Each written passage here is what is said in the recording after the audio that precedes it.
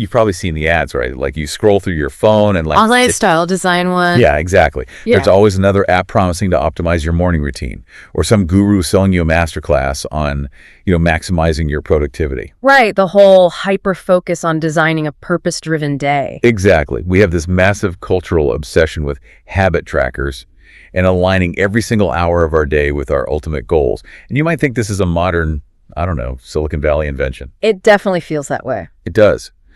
But what if I told you there's actually a centuries-old manual that does exactly this? Like a text that breaks down how to design your entire life from the exact moment you wake up to the second you fall asleep around one singular, unwavering purpose. Wow. Yeah. So today we are doing a deep dive into an incredibly detailed set of sources based on a Pushti Seva Satsang presentation. And it explores this classic text called the Sadhan Dipika, written by Sri Gopinathji. It's honestly a remarkable document. I mean, it essentially functions as the ultimate operating manual for the Vaishnav lifestyle. Right. And just for some context for you listening, this is a path within Hinduism that's fundamentally centered on the service, which is known as seva, and the constant remembrance, or smaran, of Sri Krishna. Okay, Seva and Smaran. Exactly. But what makes this text so striking is how it bridges that gap between like high-level theology and the gritty reality of a Tuesday morning. Yes, and that is the mission for our deep dive today. We really want to decode this ancient manual.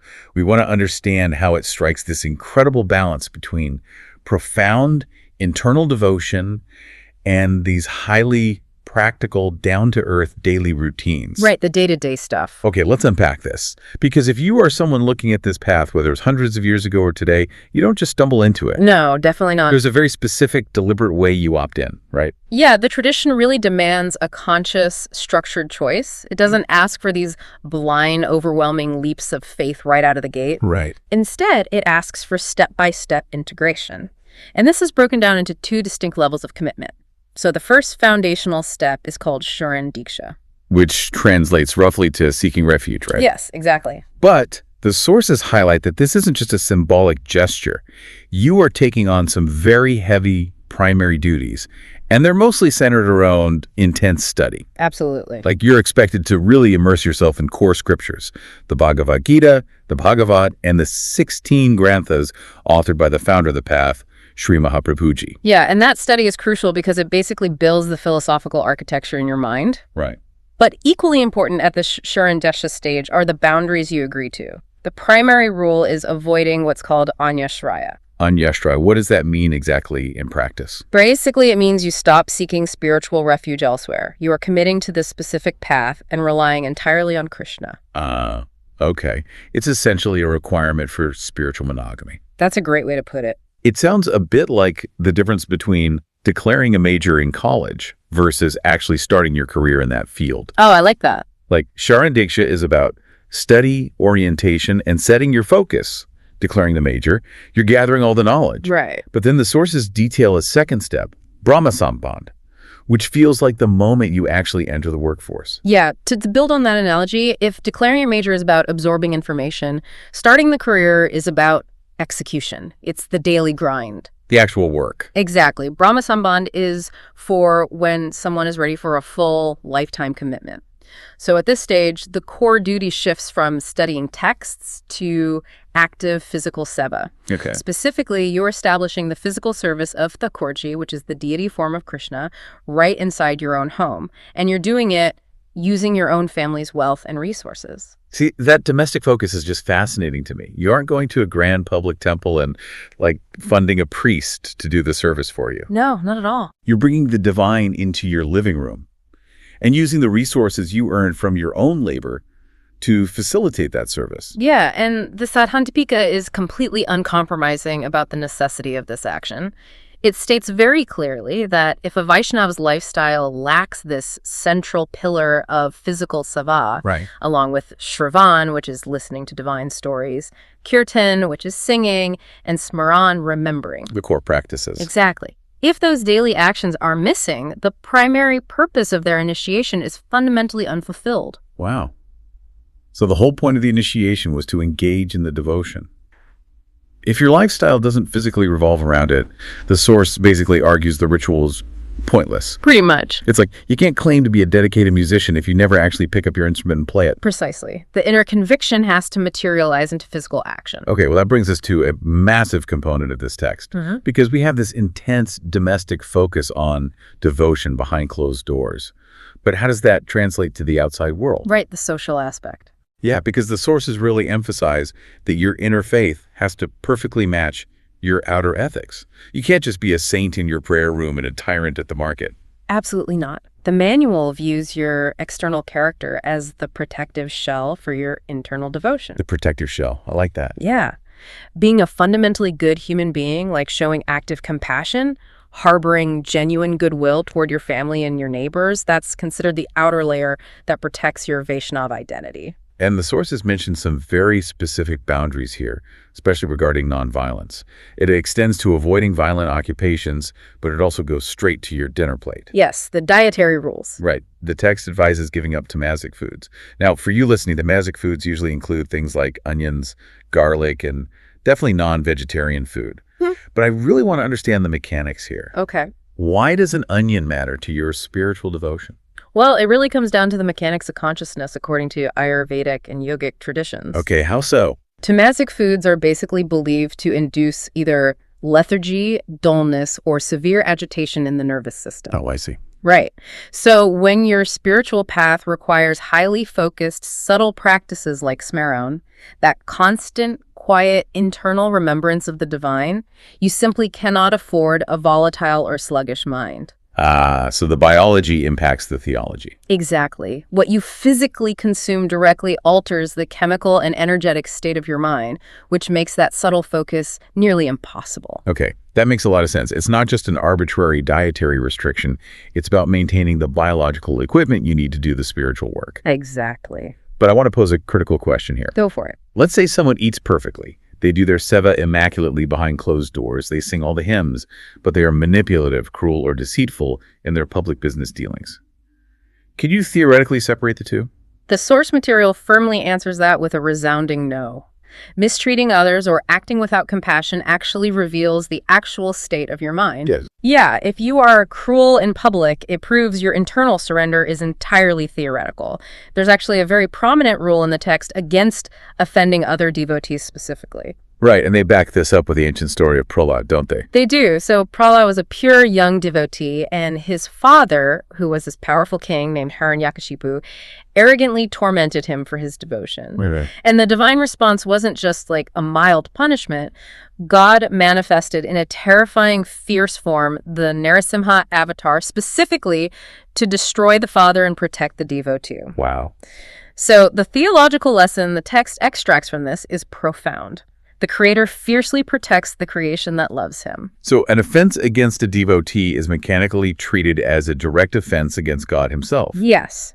If we connect this to the bigger picture, your outward behavior is the ultimate proof of your internal surrender. You cannot claim to serve the divine while simultaneously abusing the vessels the divine resides in. That is powerful. It is. The famous Gujarati bhajan, Vaishnav Jan to Tena Re Kahi, which basically translates to call them a Vaishnav only if they feel the pain of others, is the perfect encapsulation of this uncompromising ethical standard. Man, it is a very heavy responsibility. Now, as we're unpacking these incredibly strict rules, the diet, the precise daily routines, the flawless ethical standards, it naturally forces us to look at the society this was written for. Right, the historical context. Exactly, because historical India was governed by the Varnashram system. This was a rigidly stratified society divided into Brahmin, Kshatriya, Vaishya, and Shudra categories, and it was based entirely on your birth, your rights, and your occupation. Yes. In that world, your birth largely dictated your religious access. That is the backdrop. And it is exactly why the essence of the Pushtamarg path is so historically radical. How so? Well, Sri Mahaprabhuji, the founder, stated explicitly that devotion to Krishna is absolutely not bound by caste, by social status, or by this rigid varnashram system. Wait, so none of that societal hierarchy mattered for this specific path? None of it. The sole eligibility requirement, the only metric that mattered at all, was a pure heart completely surrendered to Krishna. That's amazing. And the sources provide several historical examples to prove this wasn't just theory, it was active practice.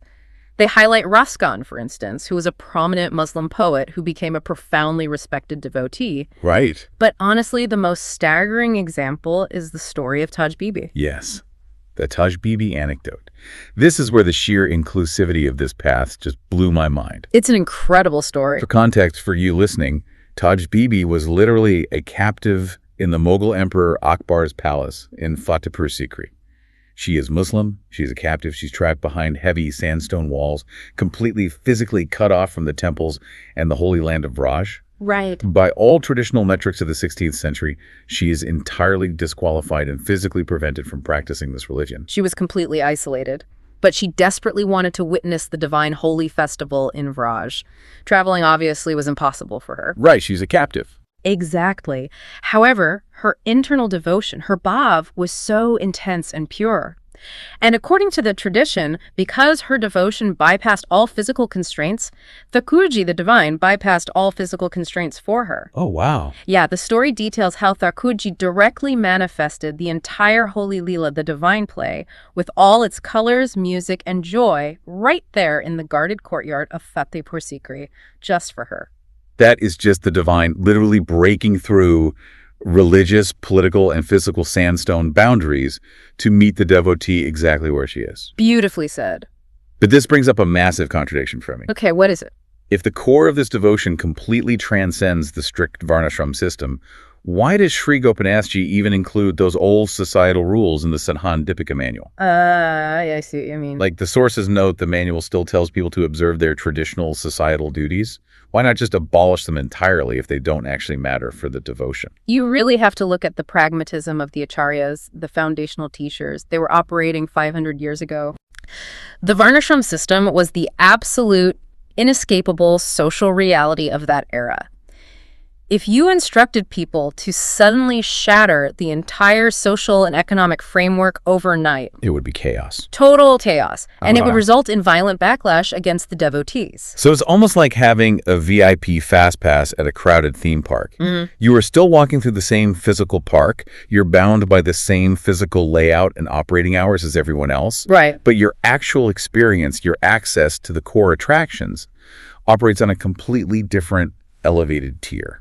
That is an excellent way to conceptualize it. They wrote the manual to fit within the existing social framework so people could survive and actually practice it in their daily lives. That makes total sense. They essentially said, keep performing your expected societal duties so society functions, but understand that your spiritual eligibility, your true connection to God, operates on a completely different, universally accessible axis. Wow.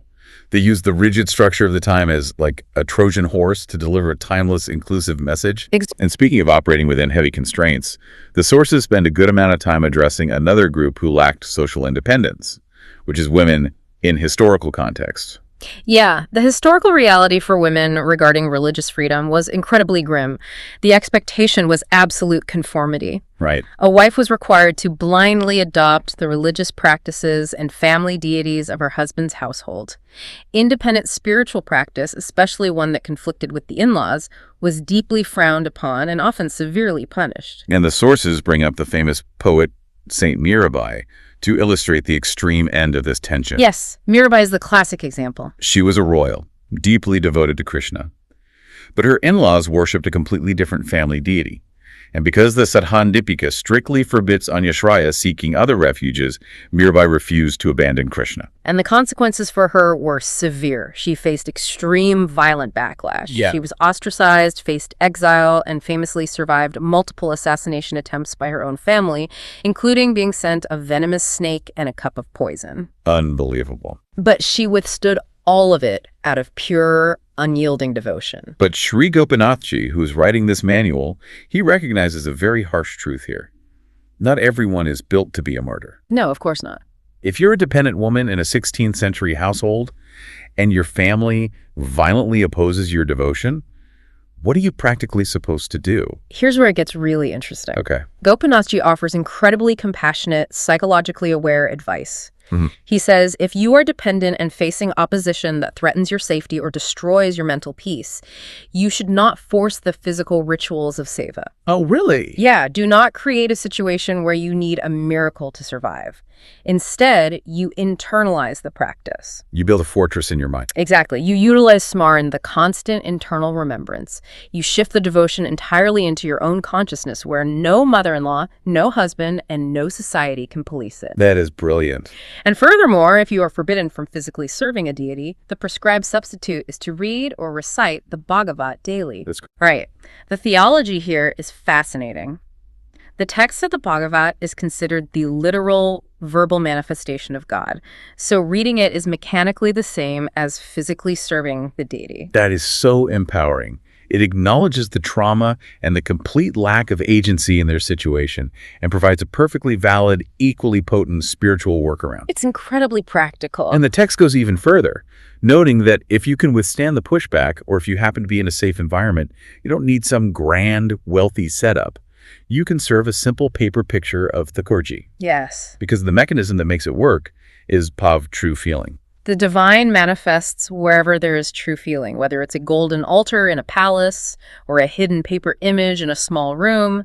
The path completely adapts to the capacity of the devotee. Which naturally brings us to a massive logistical question. Okay. If all you need is a pure heart, a paper image, and your own living room, that completely destabilizes the religious economy of the 16th century. Oh, absolutely. It makes grand temples and institutional priests largely irrelevant. So who actually teaches you this highly personalized path? How does the Sadhan Dipika handle the concept of a guru? The manual sets astonishingly strict, almost impossible standards for who can be considered a guru. It completely rejects the idea of leadership based merely on birthright or institutional titles. Okay, so what are the criteria? According to the text, the ideal guru must actively serve Krishna themselves. They must be an absolute expert in the scriptures, and crucially, they must be entirely free from ego, jealousy, anger, and greed. Free from ego, jealousy, anger, and greed. That is a towering requirement for any human being. And it's basically asking for perfection. Why is the psychological standard so impossibly high? Because of the mechanics of association. The text operates on the belief that a teacher's consciousness, their internal state, actually bleeds into the student. Oh, I see. Yeah, bad company, especially in the guise of a spiritual teacher, physically alters your own consciousness and becomes a major obstacle to your devotion. But if the standards are that high, most people will never find a living guru who qualifies. Do you just abandon the path? This is perhaps the most radical pivot in the entire text. The manual advises that if you cannot find a living guru who meets these flawless criteria, you absolutely should not settle for a compromised one. Wow. So what do you do? Instead, you simply accept the founder, Sri Mahaprabhuji, as your ultimate guru in your heart, and you begin your daily service in your own home. You bypass the flawed institution entirely. You just skip the middleman. Completely. The sources point out a very modern misconception here, actually. Today, people often think they need to go to a grand haveli, a large temple, pay a fee, and watch the institutional priests to learn how to do seva. Right, that's the assumption. But the manual explicitly states that historically, this wasn't the model at all. Not at all. Look at the historical story of Purushottam Das Chef. When it came time to teach him, Mahaprabhuji didn't demand Purushottam Das come to a temple for a lecture. He didn't. No. Mahaprabhuji physically went and stayed in Purushottam Das's own house for days.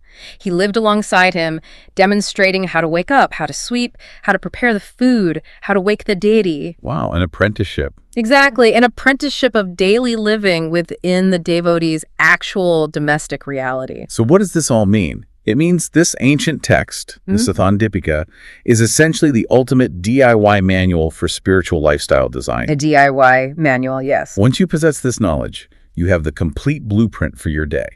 It empowers you to take absolute control of your spiritual life right in your own living room. This raises an important question for the listener about how often we delegate our own spiritual, ethical, or personal growth to quote-unquote experts, to apps, or to institutions. Right, we're always outsourcing it. Constantly. We constantly look outward for validation or instruction when the tools for profound discipline and connection might already be entirely in our own hands. Yeah. The Sadhan Dipika says you have the manual, you have your home, you have your heart. That is all the infrastructure you need. That is an incredibly empowering realization. Let's recap the fascinating journey we've taken through these sources today. Sure. We started with the conscious, structured entry points of Shannon Diksha and Brahma Sambandh, the studying and the actual execution of seva. Right. And then we explored how deeply held internal devotion demands a rigorous external ethic, where even the food you eat and the way you treat others physically impacts your spiritual capacity. And we saw the radical inclusivity of a path that bypassed the rigid varnashram system, proving through stories like Taj Bibi and Mirabai that pure devotion operates completely independent of social status, gender, or physical confinement. And finally, we unpacked how the Sadhan Dipika functions as this highly pragmatic DIY guide. It demands flawless standards for its teachers, but ultimately places the ultimate power and responsibility of devotion squarely in the hands of the individual. And bringing this all back to you, the listener, while you might not be observing the specific 16th century rituals of seva, the core psychological lesson here is incredibly relevant. How so? Well, the Sadhanatika is fundamentally about living a life where your most deeply held internal values directly dictate your hourly practical actions. It's about completely collapsing the gap between what you claim to believe and what you actually do all day. It is the ultimate alignment of theory and practice. Exactly. Which leaves me with a final thought I want you to mull over today. Think about your own daily routines, your own habits. Okay. If someone were to quietly observe you and write a modern-day Sadhan Dipika, a meticulous manual based entirely on watching your actions from the exact moment you wake up to the second you go to sleep. Oh, wow. What would that manual say your ultimate devotion is actually to? A very revealing question. Thank you so much for joining us on this deep dive. Until next time, keep questioning, keep learning, and pay close attention to what you are truly serving in your daily life.